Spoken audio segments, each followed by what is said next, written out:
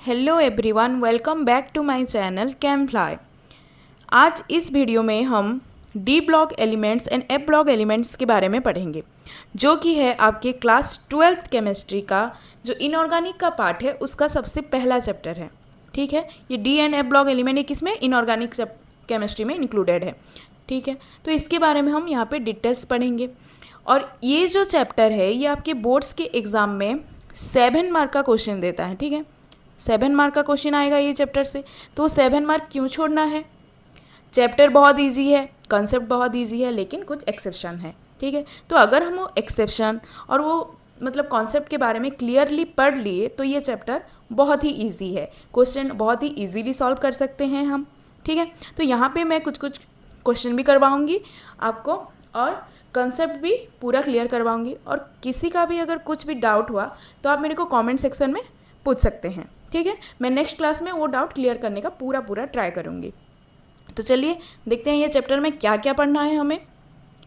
तो ये चैप्टर में हम सबसे पहले इंट्रोडक्शन जो कि है transition element, D and F block, inner transition, वो सब एलिमेंट के बारे में पढ़ेंगे, उनके इलेक्ट्रॉनिक कॉन्फ़िगरेशन के बारे में पढ़ेंगे, प्रॉपर्टीज ऑफ ट्रांजिशन एलिमेंट के बारे में भी पढ़ेंगे, एंड लांथानॉइड एक्टिनेट जो कि एफ ब्लॉक के अंदर आते हैं उनके बारे में भी हम पढ़ेंगे।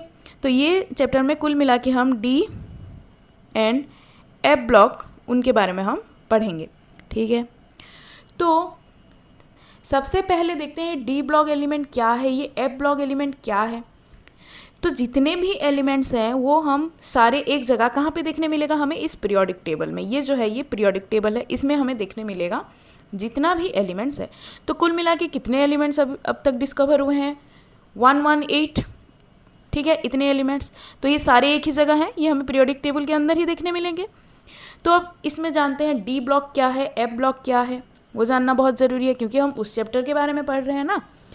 तो यहाँ पे जैसे ये जो पीरियोडिक टेबल है इसमें क्या होता है, 18 कलम है। ये देखो 1 से लेके 18। ठीक है, 18 कलम है और 77 क्या है, रो है, 7 रो है। ठीक है, 18 कलम है और यहाँ पे क्या है, 18 कलम है और 18 कलम है और 7 रो है। ठीक है, तो ये जो है कॉलम यहाँ पे 3 से लेके 12 तक ये है डी ब्लॉक। ये जो 1 एंड 2 है ये है एस ब्लॉक। ठीक है, और ये जो 13 से लेके 18 तक है ये है पी ब्लॉक। और ये जो नीचे है ये है एफ ब्लॉक। ठीक है, ये जो नीचे वाला है ये है एफ ब्लॉक। तो अभी हमें एक आइडिया मिला कि एस ब्लॉक के अंदर कौन कौन से एलिमेंट जा रहे हैं। ये जो 2 कॉलम है ये इसके एलिमेंट सब जा रहे हैं एस ब्लॉक के अंदर। डी ब्लॉक के अंदर ये 3 से लेके 12 तक जितने एलिमेंट्स हैं ये सब जा रहे हैं हमारे डी ब्लॉक के अंदर। ठीक है, जैसे डी ब्लॉक में ये 4 जो कॉलम है ये आ रहे हैं, मतलब ये 4 रो सीरीज, इसको हम सीरीज बोलते हैं, सीरीज 1, सीरीज 2, सीरीज 3, सीरीज 4, ये जो 4 सीरीज है ये आ रहा है डी ब्लॉक के अंदर। ठीक है, यहाँ पे लांथानाइट्स एंड एक्टिनाइट्स लिखा हुआ है। ठीक है, तो ये वाले जो हैं जहाँ पे ये डी ब्लॉक के अंदर लांथानाइट और लांथानम एंड एक्टिनम आते हैं और उनके अंदर ये 14 एलिमेंट्स आते हैं, तो जिनको हम एफ ब्लॉक के अंदर कंसिडर करते हैं। ठीक है, तो हम इस एलिमेंट को कैसे, मतलब D block, F block, S block बोल रहे हैं, किस बेसिस पे हम इनको एस पी डी एफ ये ब्लॉक में डिवाइड किए हैं। तो इसका कॉन्सेप्ट क्या है, जिस भी एलिमेंट में उनका अगर लास्ट इलेक्ट्रॉन, ये जो लास्ट इलेक्ट्रॉन है ये जोन से ऑर्बिटल के अंदर जाता है, जैसे एस, जैसे मान लो एस पी डी एफ, ये अगर एस ऑर्बिटल के अंदर लास्ट इलेक्ट्रॉन गया तो उसको एस ब्लॉक एलिमेंट बोलेंगे। तो जैसे यहाँ पे एस ब्लॉक एलिमेंट है, लास्ट इलेक्ट्रॉन 1s पे जा रहा है, 2s, 3s, 4s, 5s, 6s, 7s। तो ये जो सारे इलेक्ट्रॉन्स हैं ये एस ऑर्बिटल के अंदर जा रहे हैं ना, तो इसको हम क्या बोलेंगे, एस ब्लॉक एलिमेंट। ये डी जो है, ये डी ब्लॉक जिसे कह रहे हैं, वहाँ पे सारे लास्ट इलेक्ट्रॉन जो है वो कहाँ पे जा रहा है, डी ऑर्बिटल के अंदर। ये जो फर्स्ट सीरीज का है उसका जो है लास्ट इलेक्ट्रॉन जा रहा है 3d ऑर्बिटल। नेक्स्ट वाला जो है 4d, 5d, 6d, तो लास्ट इलेक्ट्रॉन डी ऑर्बिटल में जा रहा है तो हम उसको बोल रहे हैं d block element. P block किसे कहा जा रहा है? लास्ट इलेक्ट्रॉन पी ऑर्बिटल के अंदर अगर जाएगा तो P block, and last electron अगर एफ ऑर्बिटल के अंदर जाएगा तो उसे कहा जा रहा है एफ ब्लॉक एलिमेंट। ठीक है, इस बेसिस पे हम ब्लॉक के हिसाब से डिवाइड कर रहे हैं। ठीक है, तो डी ब्लॉक एलिमेंट के बारे में हम जब पढ़ने जा रहे हैं तो इनको क्या कहा जा रहा है, और एक क्या कहा जा रहा है, ट्रांजिशन एलिमेंट।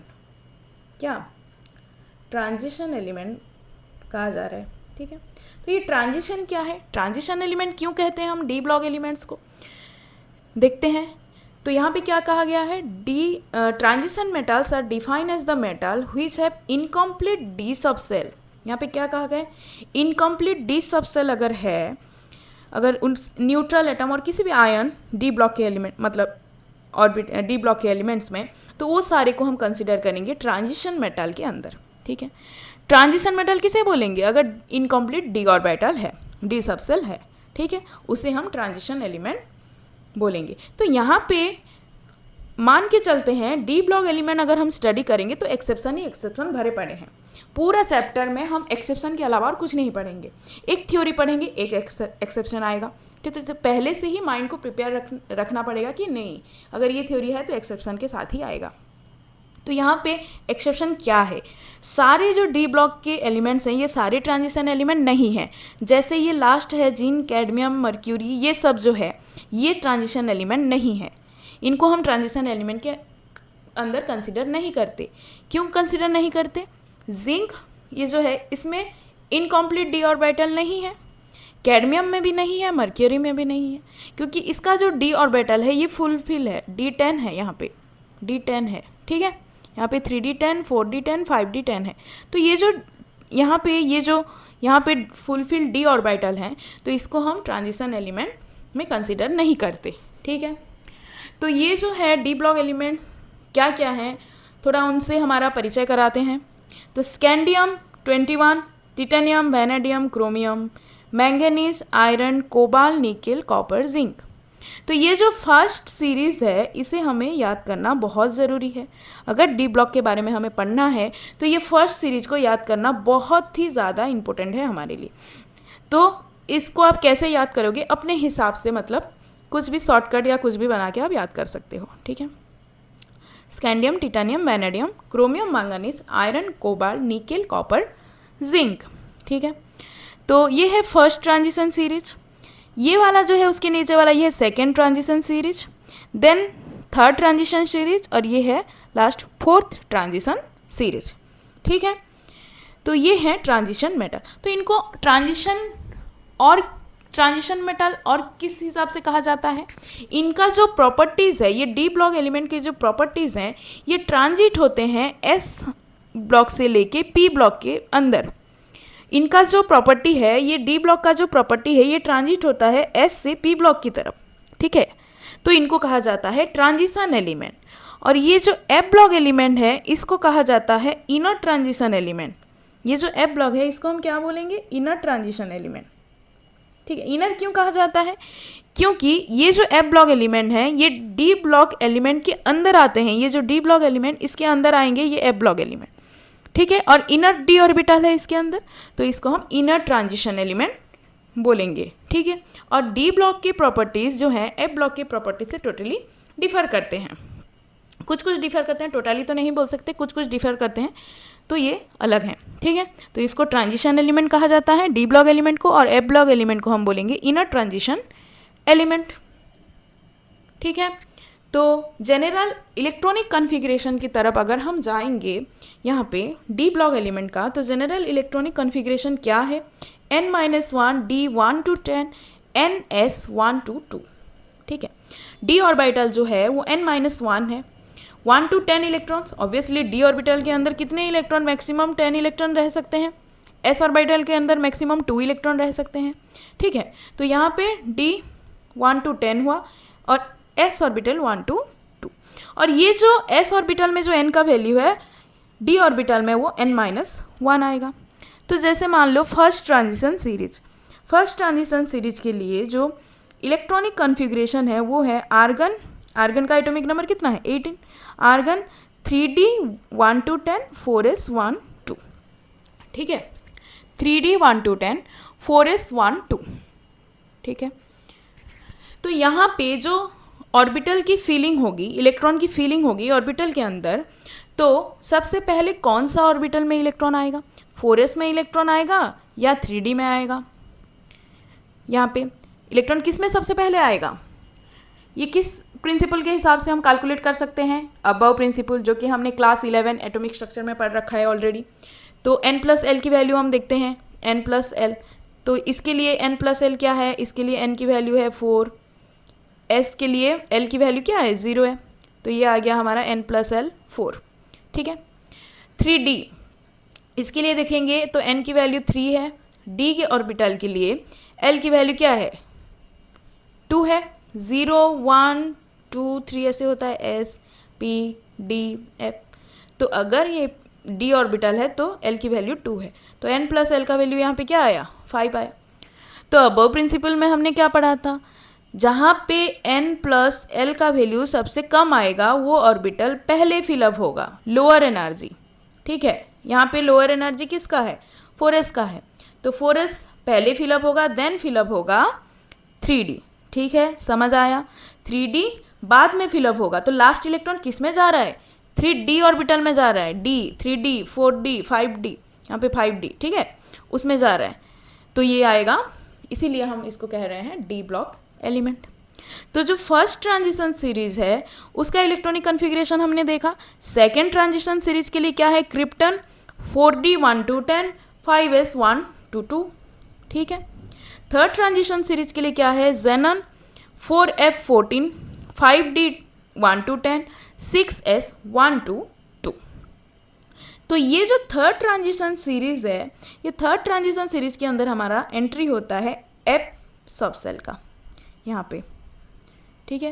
तो इसीलिए ही भी बहुत सारे एक्सेप्शन आते हैं डाउन द ग्रुप जब गए, और अलोंग द पीरियड में भी बहुत सारे एक्सेप्शन आते हैं, वो जो भी रीज़न है वो हम देखेंगे नेक्स्ट। तो ये जो इलेक्ट्रॉनिक कॉन्फ़िगरेशन है फर्स्ट ट्रांजिशन सीरीज का, इसका कुछ एग्जांपल हम देखते हैं।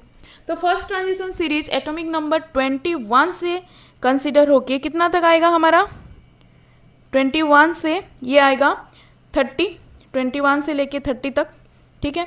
तो 21 जो है स्कैंडियम, 22 है टिटानियम, देन हो गया vanadium, chromium, manganese, iron, cobalt, nickel, copper, zinc. ये मैं जितना बार रिपीट कर रही हूँ आई होप आपके दिमाग में बस गया होगा, क्योंकि 21 to 30 एटॉमिक नंबर हमें जानना बहुत ज़रूरी है अगर हमें D block F block element पढ़ना है, ठीक है।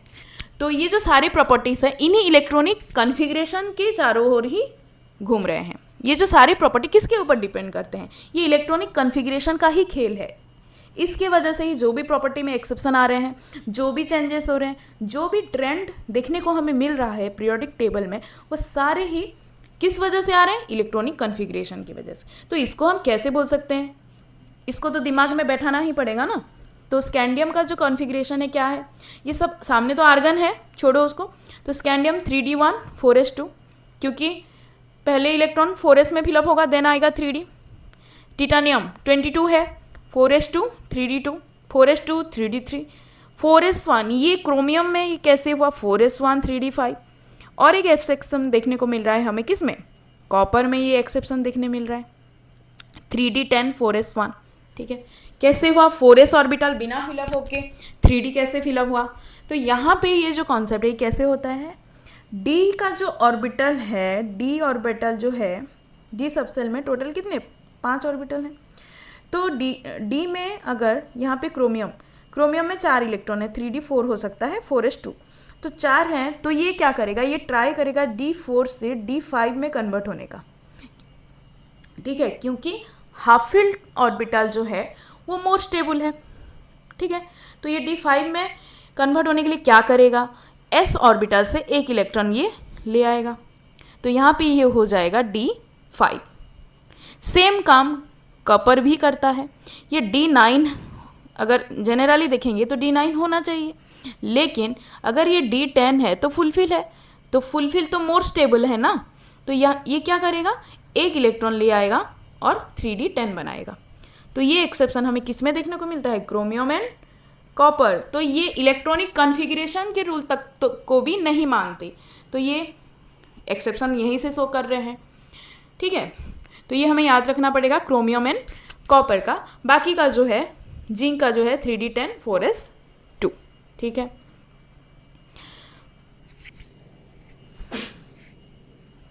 तो कुछ कुछ properties of D block element का हम देखेंगे। तो यहाँ पे सबसे पहले हम देखेंगे मेटालिक कैरेक्टर, क्योंकि डी ब्लॉक एलिमेंट जो है सारे ट्रांजिशन मेटल हैं, तो मेटल का क्या क्या प्रॉपर्टी ये शो करते हैं वो पहले देखेंगे।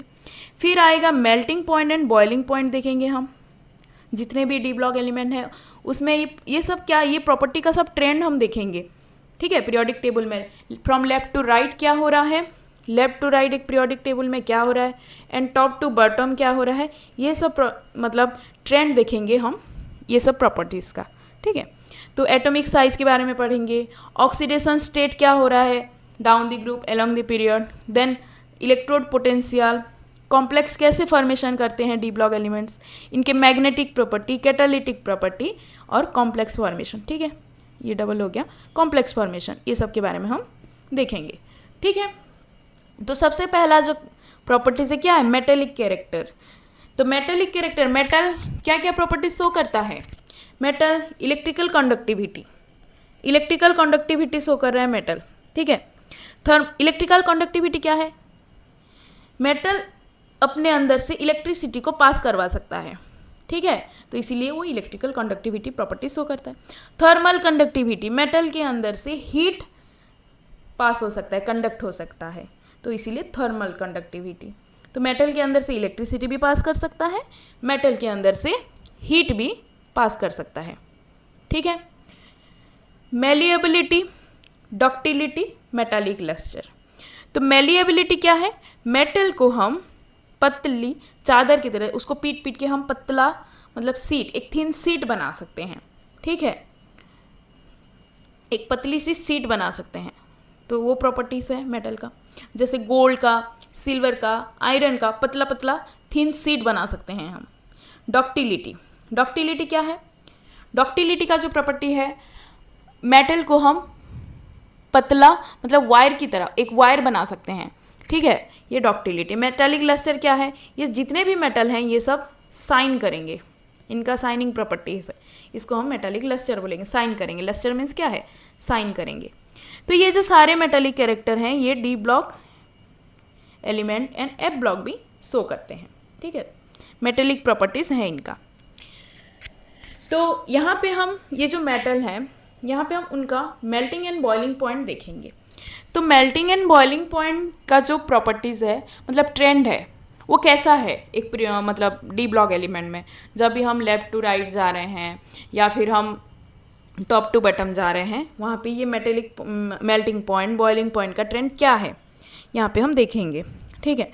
तो यहाँ पे पहले देखते हैं ये मेल्टिंग एंड बॉइलिंग पॉइंट किस प्रॉपर्टीज़ के ऊपर डिपेंड करते हैं, जिस हिसाब से ये हाई होंगे या फिर लो होंगे। तो मेल्टिंग बॉइलिंग पॉइंट कब इंक्रीज होता है एक मेटल के अंदर, जब मेटल के अंदर अनपेयर्ड इलेक्ट्रॉन रहेगा। मेटल के अंदर अगर अनपेयर्ड इलेक्ट्रॉन है तो वहाँ पे क्या होगा, देखो अगर डी ब्लॉक के अंदर डी सबसेल के अंदर अनपेयर्ड इलेक्ट्रॉन है, ठीक है, तो क्या यहाँ पे अनपेयर्ड इलेक्ट्रॉन जितने ज़्यादा होंगे क्या है वो मेटल के बॉन्ड बनाने का चांसेस उतना ज़्यादा है, ठीक है, बॉन्ड बनाने का चांसेस उतना ज़्यादा है। तो ये स्ट्रॉन्ग मेटालिक बॉन्ड बनाएगा ना, जितना ज़्यादा अनपेयर्ड इलेक्ट्रॉन होगा उतना ही ज़्यादा स्ट्रॉन्ग ये मेटालिक बॉन्ड बनाएगा, ठीक है। तो वो बॉन्ड को हमें मेल्ट करने के लिए या फिर मतलब बॉयल करने के लिए वहाँ पे हमें क्या बहुत ज़्यादा टेम्परेचर चाहिए ना वहाँ पे, तो इसीलिए high melting and boiling point होता है। तो ये किसके ऊपर डिपेंड करते हैं, melting and boiling point increase with 5 unpaired electron. अगर अनपेयर्ड इलेक्ट्रॉन सबसे मैक्सिमम है 5 है तो वहाँ पे सबसे ज़्यादा होगा। देन डिक्रीज होता है, और ये क्यों होता है, क्योंकि अनपेयर्ड इलेक्ट्रॉन जितने ज़्यादा होंगे वो उतने ही ज़्यादा स्ट्रॉन्ग बॉन्ड बनाएंगे, और बॉन्ड जितना स्ट्रॉन्ग होगा क्या होगा, मेल्टिंग एंड बॉइलिंग पॉइंट उतना ज़्यादा होगा, हमें उतना ज़्यादा हीट देना पड़ेगा ना मेल्ट या फिर बॉयल करने के लिए, तो बॉइलिंग एंड मेल्टिंग पॉइंट वहाँ पे ज़्यादा ही होगा, ठीक है। तो यहाँ पे ये जो ग्राफ है इसको देखते हैं, ये ग्राफ तो कुछ समझ में नहीं आ रहा है, ट्रेंड ही फॉलो नहीं कर रहा है जो हमने पढ़ा है। मैम आप बोल रहे हैं 5 अनपेयर्ड इलेक्ट्रॉन तो सबसे ज़्यादा होना चाहिए, लेकिन यहाँ मैंगनीज तो सबसे कम है, ये कैसे? अरे मैंने सबसे पहले ही कहा है डी ब्लॉक एलिमेंट है तो एक्सेप्शन आएंगे ही, एक्सेप्शन बिना ये हम नहीं पढ़ सकते। तो मैं बताऊंगी कुछ, लेकिन ये फॉलो ये मानेंगे ही नहीं ना। क्यों नहीं मानेंगे हम उसको देखते हैं। मैंगनीज यहाँ पे क्यों नीचे है, ये यहाँ पे क्यों नीचे है, और यहाँ पे ये जो थर्ड सीरीज़ है यहाँ पे हमें एक हाइक देखने को मिल रहा है। ठीक है, जैसे हमने पढ़ा कि अनपेयर्ड इलेक्ट्रॉन जितने ज़्यादा हैं क्या होगा वहाँ पे उतना मतलब मेल्टिंग बॉइलिंग पॉइंट ज़्यादा होगा। तो इस हिसाब से मेल्टिंग बॉइलिंग पॉइंट इंक्रीज हुआ एक पॉइंट तक, फिर जैसे ही अनपेयर्ड इलेक्ट्रॉन कम होते गए वहाँ पे डिक्रीज करते गया। ठीक है, तो यहाँ पे मैंगनीज में और यहाँ पे तो ये क्या है, टेक्नीशियम में क्या है, सबसे कम क्यों है। मैंगनीज है D5, टेक्नीशियम भी D5 है। तो ये जो है D के अंदर 5 ऑर्बिटल होने से हम क्या समझते हैं, वो स्टेबल हैं। D के अंदर अगर 5 अनपेयर्ड इलेक्ट्रॉन है तो स्टेबल है। तो अगर कोई स्टेबल है तो वो बॉन्ड क्यों बनाना चाहेगा, और अगर बनाएगा भी तो वो बॉन्ड बहुत ही वीक बनाएगा। ठीक है ना, अगर कोई स्टेबल है तो बॉन्ड नहीं बनाएगा ना, रिएक्टिविटी कम है उसका। तो D5 बहुत ही स्टेबल है तो मैंगनीज क्यों बॉन्ड बनाएगा जाके, और अगर भी बनाया तो बहुत ही वीक बॉन्ड बनाएगा। तो वीक बॉन्ड को हमें तोड़ने के लिए बहुत ही कम एनर्जी देना पड़ेगा ना, वहाँ पे मेल्टिंग एंड बॉइलिंग पॉइंट क्या होगा, डिक्रीज करेगा। उस हिसाब से यहाँ मैंगनीज और ये टेक्नीशियम का जो ग्राफ है मेल्टिंग एंड बॉइलिंग पॉइंट का, वो डिप होता है, नीचे आता है। ठीक है, तो ये जो कुछ कुछ एक्सेप्शन है ये हमें याद करना पड़ेगा ना। ये एक्सेप्शन अगर हम समझ लिए तो ये वाला चैप्टर में और कुछ पढ़ने के लिए उतना मतलब हमको स्ट्रेस लेना नहीं पड़ेगा। ठीक है, तो नेक्स्ट जो है यहाँ पे हम देखते हैं एंथैल्पी ऑफ एटोमाइजेशन। ठीक है, तो ये जो एटोमाइजेशन क्या है, एटोमाइजेशन मतलब हम किसे समझेंगे एटोमाइजेशन। तो एटोमाइजेशन मतलब एक क्रिस्टल के अंदर, लैटिस क्रिस्टल के अंदर जितने भी एटम हैं उनको अलग अलग करना।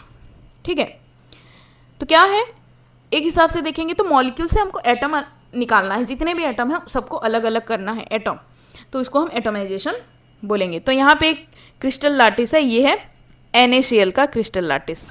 ठीक है, NaCl का क्रिस्टल लैटिस है। तो यहाँ पे ये जो एक कलर है ये Na है और एक Cl है, तो ये बॉन्ड बनाए हैं। ठीक है, तो ये क्रिस्टल लैटिस को मेरे को क्या करना है, एनर्जी देना है और तोड़ना है। हम किसी बॉन्ड को अगर तोड़ेंगे तो क्या करेंगे, बॉन्ड को तोड़ने के लिए एनर्जी देना पड़ता है। ठीक है, तो ये जो लैटिस क्रिस्टल है इसको अगर हम सब ये जो एटम को अलग अलग करेंगे तो यहाँ पे हम एनर्जी अप्लाई करेंगे। तो वो जो एनर्जी है, वो जो हीट एनर्जी हम देंगे उसको बोला जाता है एंथैल्पी ऑफ एटोमाइजेशन। ठीक है, उसको हम बोलेंगे एंथैल्पी ऑफ एटोमाइजेशन।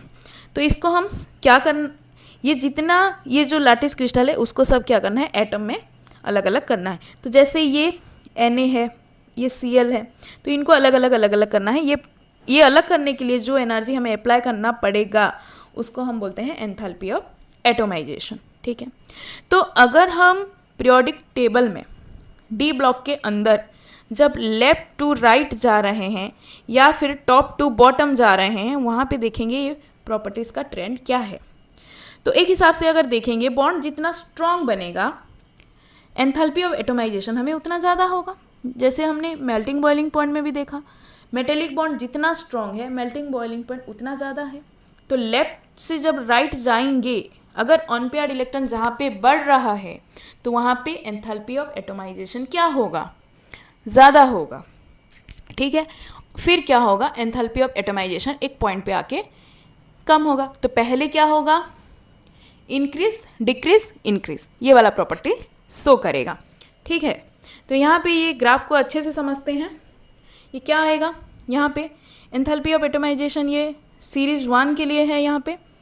ठीक है, ये सीरीज 1 के लिए है, ये सीरीज 2 के लिए है और ये सीरीज 3 के लिए है। ठीक है, तो सीरीज 1 में क्या हो रहा है, एंथैल्पी ऑफ एटोमाइजेशन इंक्रीज कर रहा है, देन क्या कर रहा है, डिक्रीज कर रहा है, फिर इंक्रीज फिर डिक्रीज। तो ये किसके ऊपर डिपेंड करता है, ये इलेक्ट्रॉनिक कॉन्फ़िगरेशन के ऊपर। तो यहाँ पे ये जो इलेक्ट्रॉनिक कॉन्फ़िगरेशन हम देख रहे हैं D1, D2, D3, D5, तो ये क्या हो रहा है, D1 से D5 तक जब हम आ रहे हैं, नंबर ऑफ अनपेयर्ड इलेक्ट्रॉन बढ़ रहा है, तो ये पहले इंक्रीज हुआ लेकिन D5 में डिक्रीज हुआ। सेम कॉन्सेप्ट D5, अरे D5 इलेक्ट्रॉन मतलब हाफ फील्ड है तो स्टेबल है, तो क्यों देना चाहेगा इलेक्ट्रॉन? सेम मेल्टिंग पॉइंट और बॉइलिंग पॉइंट का जो प्रॉपर्टीज़ का ट्रेंड था वही है। तो अगर ये कम है, मतलब यहाँ पे अगर स्टेबिलिटी कम है, वीक बॉन्ड बनाएगा, तो यहाँ एंथैल्पी ऑफ एटमाइजेशन भी क्या होगा? डिक्रीज करेगा। ठीक है। और क्या होता है डाउन द पीरियड? क्या होता है डाउन द ग्रुप? अगर हम गए डाउन द ग्रुप गए तो वहाँ पे क्या होगा? एंथैल्पी ऑफ एटमाइजेशन इंक्रीज करेगा। जैसे फर्स्ट ट्रांजिशन सीरीज, देन उसके ऊपर आता है सेकेंड, उसके ऊपर आता है थर्ड ट्रांजिशन सीरीज। तो आई होप आपको मेल्टिंग पॉइंट, बॉइलिंग पॉइंट और एंथैल्पी ऑफ एटमाइजेशन क्लियरली समझ आया होगा। ठीक है। तो नेक्स्ट जो पीरियोडिक प्रॉपर्टीज़ है वो एटॉमिक साइज देखेंगे। जहाँ पे रेडियस देखना ज़रूरी है, साइज देखेंगे तो रेडियस ही तो देखेंगे ना, तो एटॉमिक साइज देखेंगे। ठीक है। तो यहाँ पे एटॉमिक साइज देखने के लिए हमें दो प्रॉपर्टीज़ को अच्छे से समझना होगा। एक है न्यूक्लियर चार्ज और एक प्रॉपर्टीज़ है स्क्रीनिंग इफेक्ट। ठीक है। एक प्रॉपर्टी हम देखेंगे न्यूक्लियर चार्ज। न्यूक्लियर चार्ज क्या है? किसे बोलेंगे हम न्यूक्लियर चार्ज? न्यूक्लियर चार्ज क्या है? Force of attraction between electron, outer most electron and nucleus. तो ये जो आउटर मोस्ट इलेक्ट्रॉन्स हैं, ये इनके बीच और ये जो न्यूक्लियस है सेंटर में, ये जो न्यूक्लियस है इनके बीच का जो फोर्स ऑफ अट्रैक्शन है, इसी को ही तो हम बोल रहे हैं न्यूक्लियर चार्ज। ठीक है। Nuclear charge. तो कॉन्सेप्ट समझते हैं। न्यूक्लियर चार्ज अगर ज़्यादा है, दैट मीन्स क्या है? ये जो इलेक्ट्रॉन्स हैं, ये जो आउटर सेल में जो इलेक्ट्रॉन्स हैं, ये ज़्यादा अट्रैक्ट करेंगे किसके तरफ? न्यूक्लियस की तरफ ज़्यादा अट्रैक्ट होंगे। तो ये अगर ज़्यादा अट्रैक्ट हुए तो यहाँ पे साइज क्या होगा? डिक्रीज करेगा। यहाँ पे साइज डिक्रीज करेगा ना। तो न्यूक्लियर चार्ज अगर न्यूक्लियर चार्ज बढ़ा तो साइज डिक्रीज होगा। इन्वर्सली प्रोपोर्शनल है ये।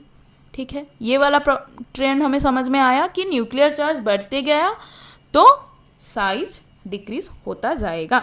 अगर ये आउटर सेल में और इलेक्ट्रॉन्स ऐड होते गए और इलेक्ट्रॉन्स, क्योंकि जब हम पीरियोडिक टेबल में लेफ्ट टू राइट में जाएंगे तो सेल ऐड नहीं होते हैं, एक्स्ट्रा सेल ऐड नहीं होंगे, वहाँ पे एक्स्ट्रा इलेक्ट्रॉन एक ही सेल में ऐड होंगे, यही सेल में एक्स्ट्रा इलेक्ट्रॉन आके ऐड होंगे। तो जब ज़्यादा इलेक्ट्रॉन होंगे तो ज़्यादा न्यूक्लियर चार्ज होगा, ज़्यादा फोर्स ऑफ अट्रैक्शन होगा न्यूक्लियस और आउटर इलेक्ट्रॉन के बीच में।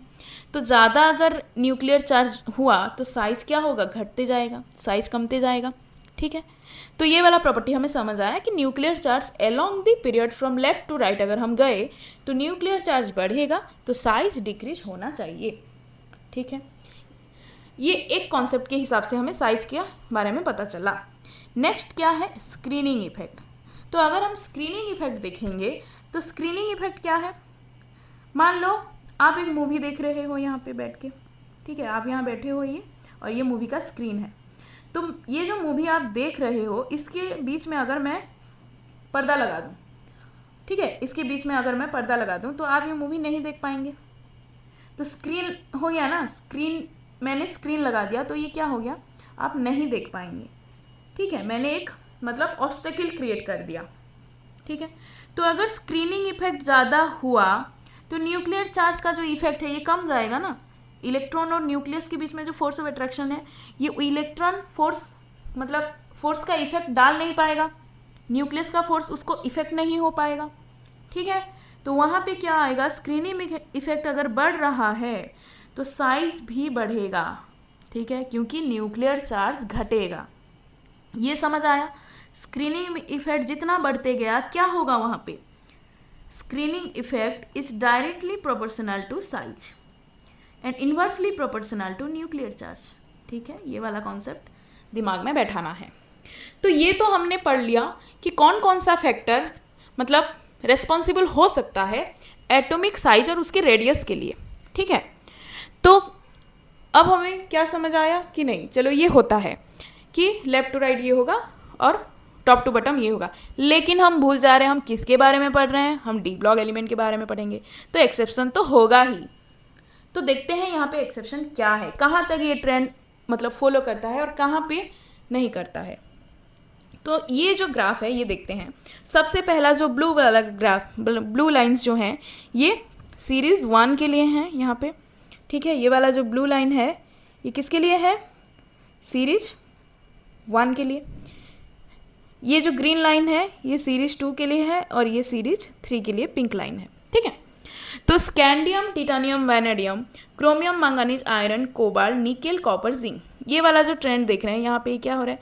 पहले सबसे ज़्यादा था, एटॉमिक साइज घटते गया, ठीक है, लेफ्ट टू राइट घटता है हम कब? मैंगनीज तक। फिर देख रहे हैं यहाँ पे मैंगनीज से लेके जो कोबाल्ट, निकेल ये सब है, ये सब एक ही, मतलब ज़्यादा डिफरेंस नहीं है इनमें, साइज जो है नियरली सिमिलर ही है। देन फिर साइज बढ़ रहा है। ये क्या हुआ भाई? पहले तो साइज कम रहा है, वो ठीक है, डिक्रीज हो रहा है, वो हमने पढ़ा, थ्योरी के हिसाब से सही है, लेकिन बीच में इक्वल हो रहा है, फिर बढ़ रहा है। तो मैंने तो पहले ही कहा था ना, डी ब्लॉक एलिमेंट के अंदर एक्सेप्शन आएंगे ही। तो क्यों हो रहा है ये हमें जानना है। ये जो ट्रेंड हो रहा है जैसे डिक्रीज, इंक्रीज और बीच में जो इक्वल हो रहे हैं, क्यों हो रहे हैं? तो यहाँ पे मैंने लिखा है कुछ रेडियस, मतलब ये सब जो वैल्यूज़ हैं ये है एटॉमिक रेडियस के बारे में, ठीक है। ये एटॉमिक रेडियस है। तो ये फर्स्ट ट्रांजिशन सीरीज का है, ये सेकंड है, ये थर्ड है। तो स्कैंडियम, टिटानियम में देखते हैं 164, देन आया 147, 134, 127, 126। ये तो भाई ट्रेंड ठीक है, यहाँ से डिक्रीज किया, ये डिक्रीज किया, ठीक है। यहाँ जो है ये लगभग देखो सेम है, लगभग 126, 125, 124, जैसे ये manganese to iron, cobalt, nickel. Then क्या हुआ? कॉपर, हाँ यहाँ भी थोड़ा सेम है कॉपर। देन आया जिंक, जिंक में अचानक से बढ़ गया। तो ये क्यों होता है? ये वाला तो आपको मैंने समझाया, न्यूक्लियर चार्ज बढ़ते गया, अनपेयर्ड इलेक्ट्रॉन मतलब इलेक्ट्रॉन ऐड होते गए, तो वहाँ पे साइज डिक्रीज हुआ। फिर यहाँ पे क्या हुआ? जब इलेक्ट्रॉन मतलब ऐड हुए, यहाँ पे देखो जैसे मैंगनीज में क्या था?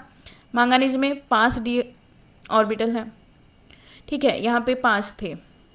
देन मैंगनीज से जब हम गए किस तरफ? आयरन की तरफ, तो 6 हुए, तो एक ही ऑर्बिटल में पेयरिंग हुआ। देन आयरन की तरफ गए तो 7 यहाँ पे हुए, मतलब मैंगनीज आयरन, आयरन के बाद हम गए कोबाल्ट, तो 7 हुआ। देन निकेल 8, ऐसे कर करके क्या हो रहा है? पेयरिंग हो रहा है। तो यहाँ पे क्या होगा? इनके अंदर जो आएगा स्क्रीनिंग इफेक्ट आ जाएगा, ठीक है। तो स्क्रीनिंग इफेक्ट अगर आएगा और साथ में न्यूक्लियर चार्ज भी अप्लाई हो रहा है, तो वहाँ पे न्यूक्लियर चार्ज का जो है वो डिक्रीज हो जाएगा, ठीक है। और यहाँ पे ये जो इलेक्ट्रॉन पेयरिंग हो रहे हैं इनके अंदर रिपल्सन आ जाएंगे, तो यहाँ इलेक्ट्रॉन का जो रिपल्सन है वो ज़्यादा होगा। इसीलिए क्या हो रहा है? न्यूक्लियर चार्ज ज़्यादा नहीं हो पा रहा है, क्योंकि एक ही ऑर्बिटल के अंदर जब इलेक्ट्रॉन पेयरिंग हो रहे हैं तो क्या हो रहा है? वहाँ पे बढ़ रहा है हमारा मतलब इलेक्ट्रॉन रिपल्सन, तो न्यूक्लियर चार्ज वहाँ पे इंक्रीज होगा, डिक्रीज होगा। तो ये वाला प्रॉपर्टी, इसीलिए मतलब यहाँ पे क्या हो रहा है? रेडियस जो है वो कुल मिला के सेम ही आ रहा है। फिर जब जिंक की तरफ गए तो यहाँ पे D10 ऑर्बिटल है, ठीक है। D10 तो एटॉमिक नंबर और ज़्यादा है, मतलब ये इलेक्ट्रॉन नंबर D में और ज़्यादा है। तो यहाँ पे क्या हो रहा है? जिंक में न्यूक्लियर चार्ज ज़्यादा हो रहा है, तो यहाँ पे थोड़ा सा मतलब इंक्रीज हो रहा है, ठीक है, थोड़ा सा इंक्रीज हो रहा है। तो ये हम देखें लेफ्ट टू राइट में क्या हो रहा है, ठीक है। तो ये लेफ्ट टू राइट में जब हम देखें क्या हो रहा है? साइज डिक्रीज हो रहा है। देन ये कुल मिला के मतलब एक ही टाइप का हो रहा है, देन इंक्रीज हो रहा है, ठीक है। ये वाला ट्रेंड फॉलो कर रहे हैं। तो जब हम डाउन द ग्रुप आएंगे, डाउन द ग्रुप देखेंगे तो क्या देख रहे हैं? 164 है। डाउन द ग्रुप क्या होता है?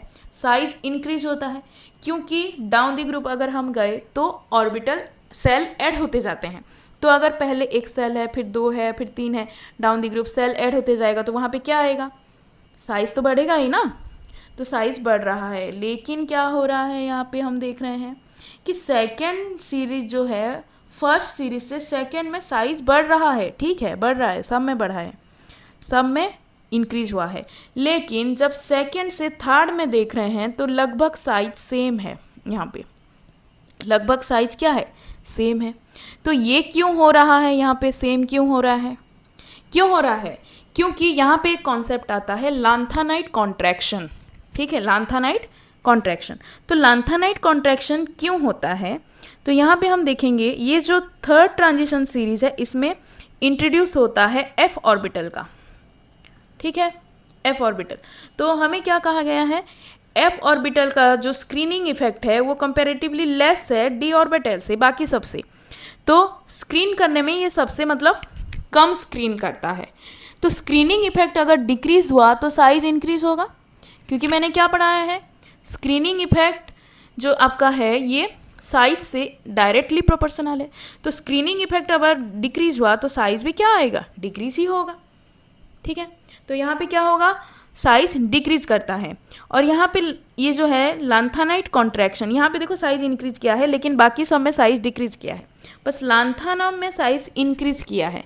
क्यों, क्योंकि इसमें 4f 0 है, 4f ऑर्बिटल में इलेक्ट्रॉन ही नहीं है, 4f 0 है, तो यहाँ पे स्क्रीनिंग इफेक्ट नहीं होता है। मतलब यहाँ पे क्या होता है, स्क्रीनिंग इफेक्ट ज़्यादा होता है और f ऑर्बिटल में स्क्रीनिंग इफेक्ट कम होता है।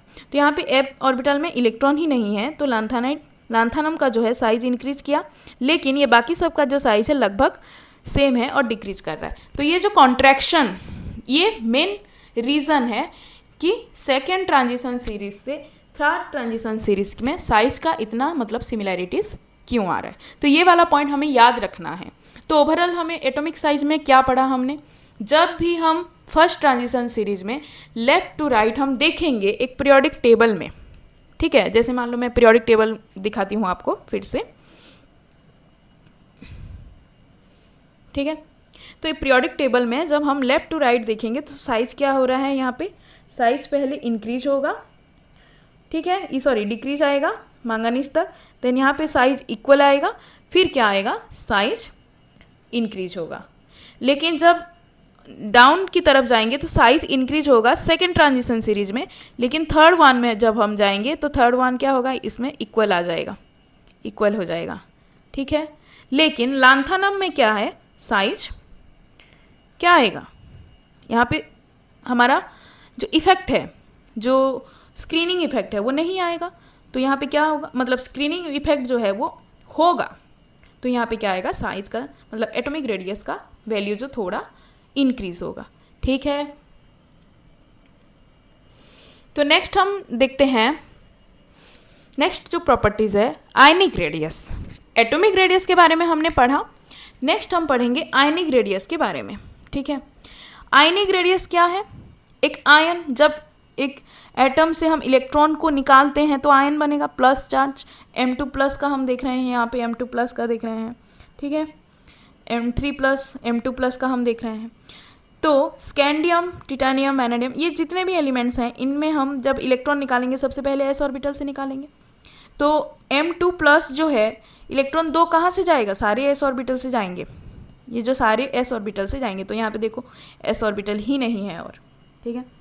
M3 प्लस जब होगा d ऑर्बिटल से और एक इलेक्ट्रॉन जाएंगे यहाँ पे। तो यहाँ पे ये जो आयनिक रेडियस है ये किस पे डिपेंड करता है, इलेक्ट्रॉन किस ऑर्बिटल से गए हैं। तो s ऑर्बिटल से अब गए हैं तो यहाँ से साइज क्या होगा, डिक्रीज हो जाएगा। जब M2 प्लस, सॉरी डिक्रीज होगा, ये मैंने उल्टा, मतलब ये क्या है, तो यहाँ पे क्या होगा, डिक्रीज होगा, ठीक है। फिर यहाँ पे और थोड़ा डिक्रीज होगा, लेकिन उतना भी नहीं डिफरेंस आएगा यहाँ पे। तो वैल्यू क्या आएगा, जैसे स्कैंडियम, यहाँ पे रेडियस जो है 164 है, लेकिन M2 प्लस अगर करेंगे तो रेडियस कमेगा, M3 प्लस करेंगे तो और कमेगा, यहाँ पे वैल्यू नहीं दिया गया है। ऐसे ही यहाँ पे वैल्यू और डिक्रीज हो रहा है, तो यहाँ पे देखो ज़्यादा डिक्रीज हो रहा है, लेकिन ये दोनों में M2 प्लस से M3 प्लस जब जा रहे हैं कम डिक्रीज हो रहा है। क्यों हो रहा है, ये मैंने अभी आपको बताया कि जब M से M2 प्लस में आ रहा है तो पूरा जो 4s ऑर्बिटल है उसके जो जितने दो इलेक्ट्रॉन्स हैं वो सारे ही जा रहे हैं, तो 4s 0 हो जा रहा है। तो अगर ये एक ऑर्बिटल ही कम हो जाएगा, अगर एक ऑर्बिटल ही कम हो जाएगा तो साइज में कितना डिफरेंस आएगा, देखो साइज में, ठीक है। तो यहाँ पे क्या हो रहा है, इसीलिए ज़्यादा मतलब डिक्रीज हो रहा है। लेकिन जब M2 प्लस से M3 प्लस में आ रहा है तो वही d ऑर्बिटल से ही इलेक्ट्रॉन जाएगा, तो वहाँ पे साइज में थोड़ा डिक्रीज हो रहा है, ठीक है। तो ये है आयनिक रेडियस। तो नेक्स्ट हम देखेंगे आयनाइजेशन एंथैल्पी के बारे में, ठीक है। आयनाइजेशन एंथैल्पी, तो एंथैल्पी क्या है, एनर्जी है, हीट एनर्जी है। एंथैल्पी क्या है, हीट एनर्जी है। आयनाइजेशन एंथैल्पी मतलब क्या है, एक एलिमेंट से इलेक्ट्रॉन निकालने के लिए जितना एनर्जी हमें देना पड़ता है वो है आयनाइजेशन एनर्जी। जितना एनर्जी हमें अप्लाई करना पड़ेगा एक एलिमेंट से इलेक्ट्रॉन को निकालने में, वो हम आयनाइजेशन एनर्जी में कंसिडर करते हैं। तो यहाँ पे क्या कहा गया है, there is an increase in ionisation enthalpy along each series of the transition element from left to right. तो क्या कहा जा रहा है, लेफ्ट टू राइट जब हम जा रहे हैं तो यहाँ पे क्या हो रहा है, आयनाइजेशन एनर्जी इंक्रीज हो रहा है लेफ्ट टू राइट की तरफ जब हम जा रहे हैं। ठीक है, क्यों इंक्रीज हो रहा है, न्यूक्लियर चार्ज इंक्रीज हो रहा है। तो आयनाइजेशन एनर्जी जो है ये डायरेक्टली प्रोपोर्शनल टू है किसके, न्यूक्लियर चार्ज के। अब साइज छोटा होगा, न्यूक्लियर चार्ज ज़्यादा होगा, तो वो जो न्यूक्लियस जो है सेंटर में जो न्यूक्लियस है वो इलेक्ट्रॉन को ज़्यादा फोर्स में बांध के रखेगा। तो अगर हमको वो इलेक्ट्रॉन को निकालना है तो हमें ज़्यादा एनर्जी देना पड़ेगा ना। तो इसीलिए न्यूक्लियर चार्ज और जो आयनाइजेशन एनर्जी है ये directly proportional to each other है। तो न्यूक्लियर चार्ज का जो ट्रेंड था, जो डी ब्लॉक एलिमेंट में हमने अप्लाई किया, वो तो नहीं था ना, मतलब एक सीरियली नहीं था वहाँ पे।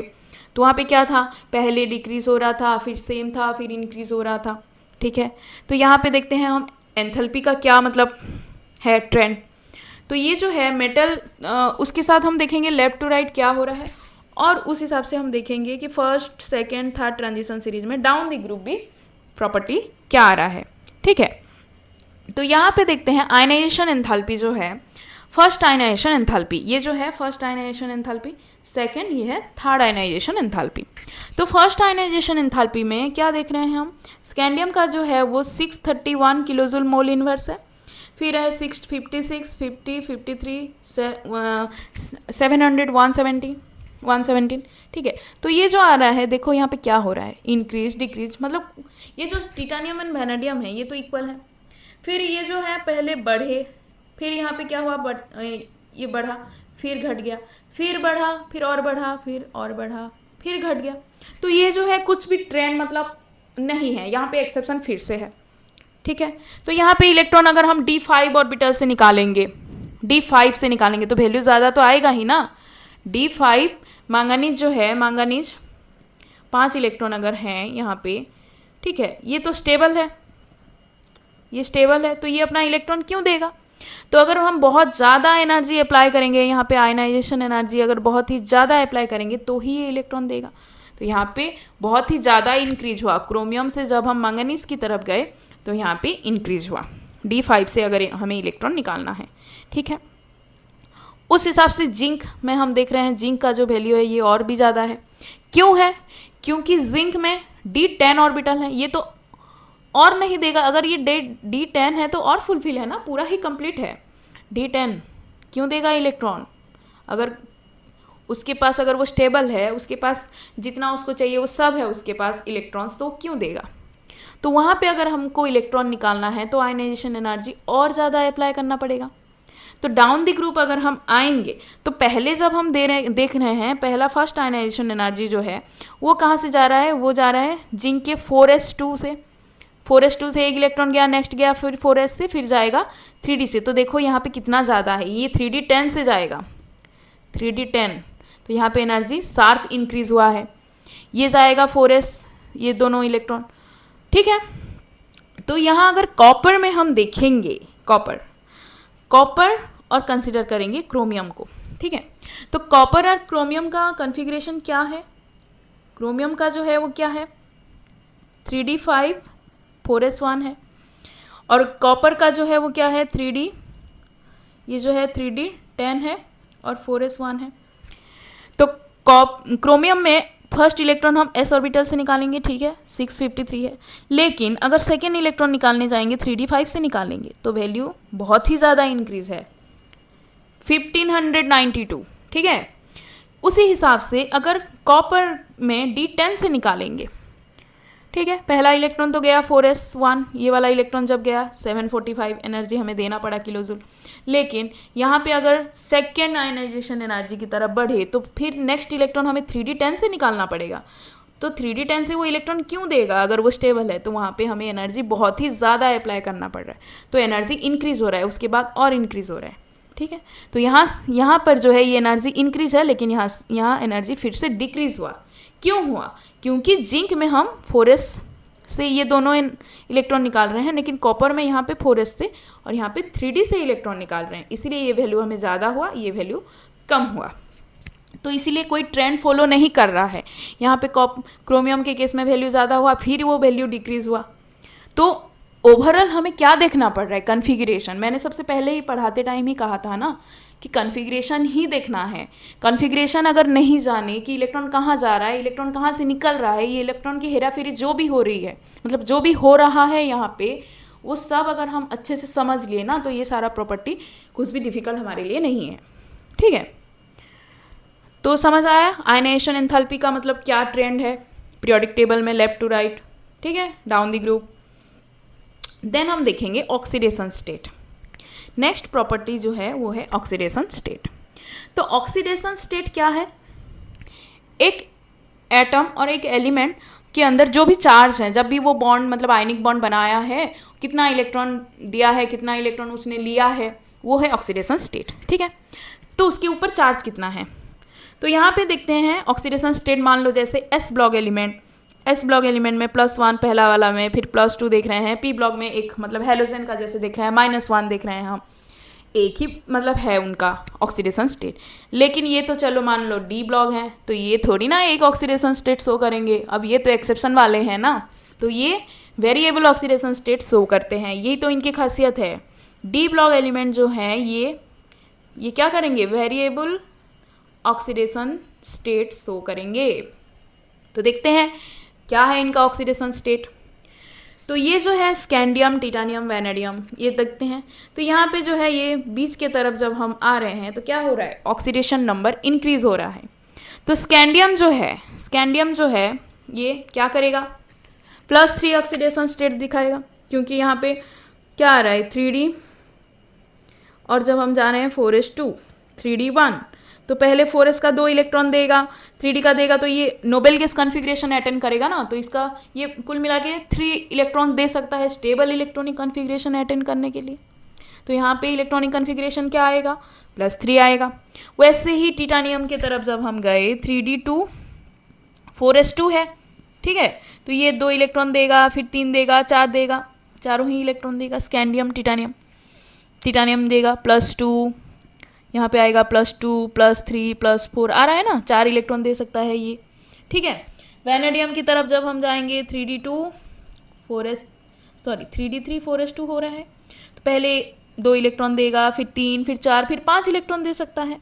वैसे ही क्रोमियम में क्या आएगा? 3D5 4s1 आएगा, तो ये कुल मिला के 6 इलेक्ट्रॉन देगा। तो जैसे ही हम लेफ्ट टू राइट में मिडिल की तरफ आ रहे हैं, तो वहाँ पे क्या हो रहा है? इंक्रीज हो रहा है ऑक्सीडेशन नंबर। तो क्वेश्चन आता है सबसे ज़्यादा oxidation number first transition series में किसका है? तो किसका है? मैंगनीज का है। मैंगनीज का कॉन्फ़िगरेशन जो है 3D5 4s2, ये 7 इलेक्ट्रॉन ये देके नोबेल गैस कॉन्फ़िगरेशन अटेंड कर सकता है। ठीक है, तो मैंगनीज का जो ऑक्सीडेशन नंबर है वो +7 में आएगा।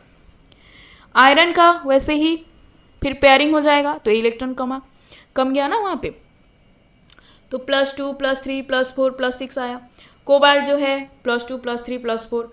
निकेल भी वही, कॉपर। लेकिन जिंक एक ही ऑक्सीडेशन स्टेट, जिंक और स्कैंडियम ये दोनों जो हैं ये वेरिएबल ऑक्सीडेशन स्टेट शो नहीं करते हैं। तो जब हम लिख रहे हैं कि transition element variable oxidation state show करते हैं एक्सेप्ट स्कैंडियम एंड जिंक। तो स्कैंडियम का तो हमें पता चला।